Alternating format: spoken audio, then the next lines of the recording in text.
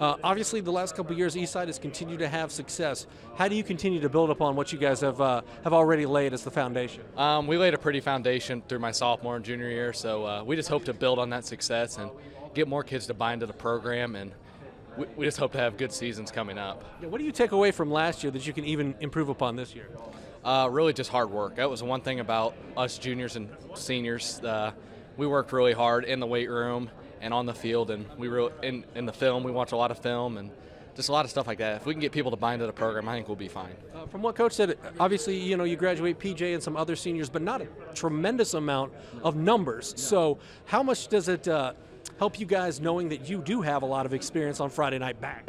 We have 9 returning starters back on defense, and that's a huge plus. Our front seven is going to be very tough. We have basically our whole defensive line back and our inside linebackers back, which is going to be really, really huge and crucial. Offensive line, we've lost a lot. We return a tackle and myself at tight end, and I think we just have to build, like what Coach said earlier, just more repetition than it was last year, just stuff like that. Obviously, PJ had a big chunk of the offense last year, so did you at quarterback. How do you try to build off that, knowing that I guess the onus will be a little bit more on your shoulders this season? Yeah, PJ, he was great last year.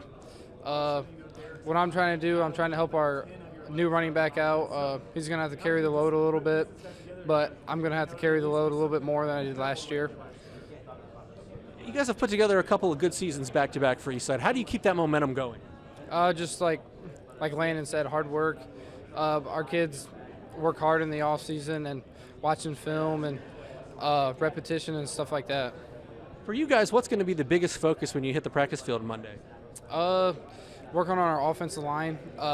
We lost 4 guys on our offensive line. We're trying to fill those spots, and some guys are stepping up, and it's great. Ultimately, what is going to be the biggest factor to your guys' success this year? We're going to rely on our defense this year. Our defense, we have 9 guys returning, which is great. Our offensive lines are going to have to put a lot of work in, and our skill guys like wide receivers, quarterback, running back, I think we'll be fine. The post-PJ Dean era begins at Eastside. Obviously, your senior class is more than that, but how do you replace some of the guys that you've got? How do you keep up the level of excellence that Eastside is starting to achieve? Sure. We're very fortunate that we had a good junior class, and so this year coming in, we have 9 starters coming back on defense. We've got 2 receivers coming back. We've got an all-area quarterback coming back. So really, the part that we're trying to replace are just some linemen and a running back, and we feel like we're going to be bigger actually this year than we were last year as far as the line goes. It's just some inexperience and some toughness that you get over the years, and that's what some of these sophomores are going to have to do.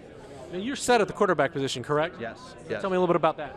Connor threw for about 1,300 yards last year, ran for 1,000. So the first time since I've coached that we've had a 1,000-yard rusher as a quarterback. It's not something that you see very often, but we feel good. We put schemes in for him, and he does an outstanding job. He's an extension, of the coaches.